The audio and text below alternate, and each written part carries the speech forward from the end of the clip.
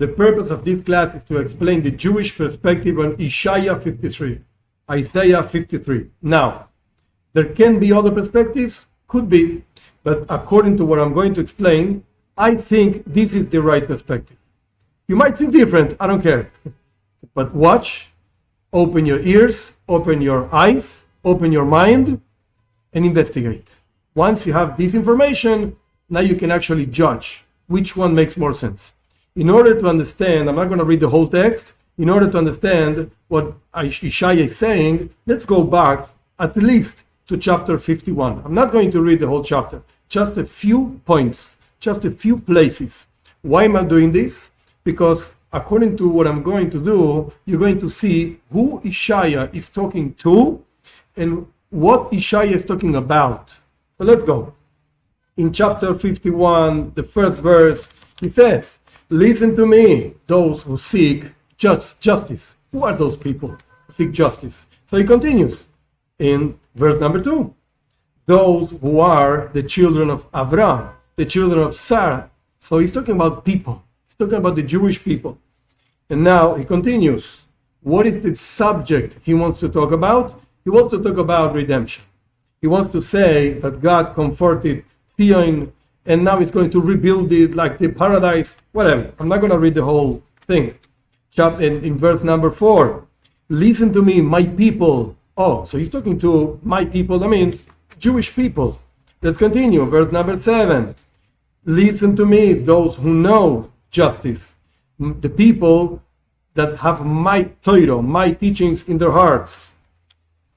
11, "Those who are the redeemed by God will return." Who are those people? Jewish people.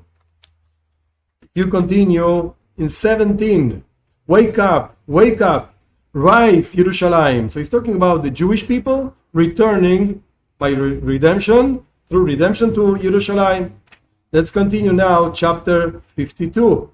Wake up, dress with strength, Zion. He's talking about Zion, Jerusalem.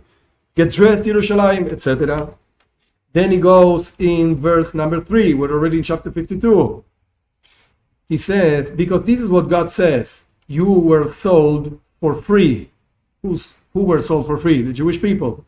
And you're not going to be redeemed by money. Who is he talking about? The Jewish people. So he continues with all kinds of things.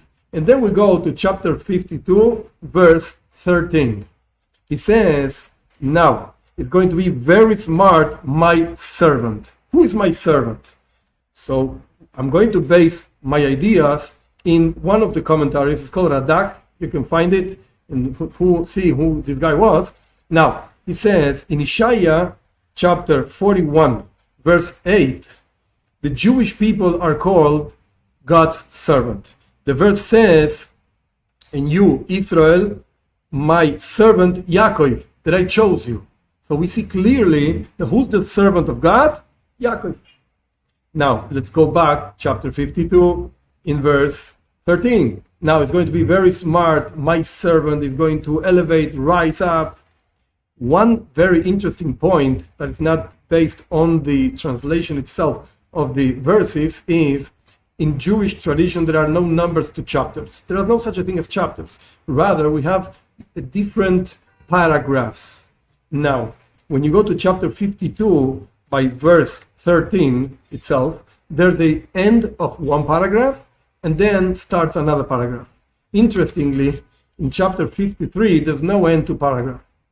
This means that actually chapter 53 is a continuation, direct continuation of chapter 52, where actually the subject, the idea of Isaiah, where does it start? Chapter 52, verse 13. It's talking about Avdi, my servant. Who's that servant? Yaakov, the Jewish people, that he has been talking about this in the previous chapters. Now let's continue.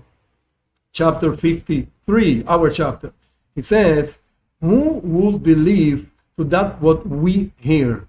Who are we? What is Isaiah talking about? Before we were talking about the Jewish people and Jerusalem. Okay, that's one man, Jewish people, and a woman, so to speak, Jerusalem, the city. But this is talking about something else. Shumua Seinu, that's a Hebrew word used over here, means what we heard. He's talking about something else, somebody else, a group of people that heard something. And he continues, upon whom the strength of God resides. For he has grown by God's favor like a tree crown, like a tree trunk out of arid ground. I'm not going to read for you the whole text, but the point is, he's talking about some guy. So first of all, in verse 1, he says, we have heard. Some guys heard something. And then in verse 2, he says, talking about one person. There's a group of people that heard something about one person. And then he continues in verse number 3. He was despised, like one guy, was despised, shunned by others, a man suffering, familiar with disease, etc. And then he goes in verse number 4. Yet it was our sickness. He goes back to verse number 1, a group of people saying something about one guy. That was verse number 1, group of people. Verse number 2, number 3, talking about one guy. Verse number 4, let's go back to the group of people. Our sickness that he was bearing, our suffering that he endured, we accounted, etc. And he continues. Now, we have to understand, who is this group of people talking, and whom are they talking about? Because in the previous chapters, Isaiah was talking about the Jewish people and how God is going to redeem them and take them to Jerusalem. So he continues talking about these Jewish people because, again, in the verse 13 of chapter 52, he was talking about Avdi, my servant. Who was that servant? The Jewish people. So he continues talking about one guy. Who's this one guy? The Jewish people. Okay. But who's this group of people talking about? The Jewish people, represented by one guy. So I'm going to read a part of a commentary that it's going to put things into perspective. This commentary, again, is called Radak, Rav David Kimchi. He lived in France. Now, Yehezkel, the prophet, he said in chapter 18, in verse 20, the following words, very interesting words. A son will be charged with the sins of the father, and the father will not be charged with the sins of the son. So, hey, each one has to pay for whatever he did, right? So he says very simple.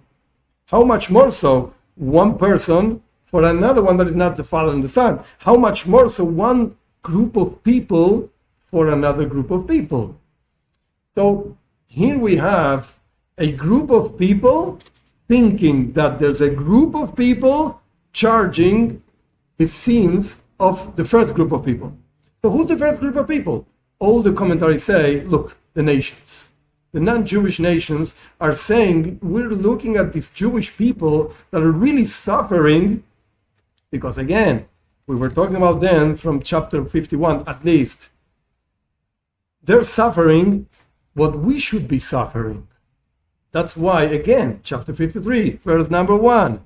We heard something about one guy, verse 2, verse 3, verse 4. Now we don't understand. He was carrying our sickness. Okay. So there's a non-Jewish people talking about the Jewish people. And Radak is asking a very simple question. Just as a son does not carry the sins of the father, and the father does not carry the sins of the son, how can the Jewish people carry the sins of the non-Jewish people? What's going on over here? So he explains it in a very simple way. Look, the non-Jewish people really thought that all the suffering of the Jewish people were actually being because of the sins of the Jewish people. God is punishing them because they don't behave properly. That's what they thought. However, in these verses, we understand that that's what they actually thought. But that's wrong. The non-Jewish people made the Jewish people suffer, and God is punishing them for the suffering of the Jewish people. The Jewish people is not suffering because God punished them. No, again, non-Jewish people made the Jewish people suffer, and they're having like a nice life, no problems. And the Jewish people are suffering. They thought the Jewish people are suffering because God punished them. No. That's not the point. That's what the Radak is saying. That's not the point.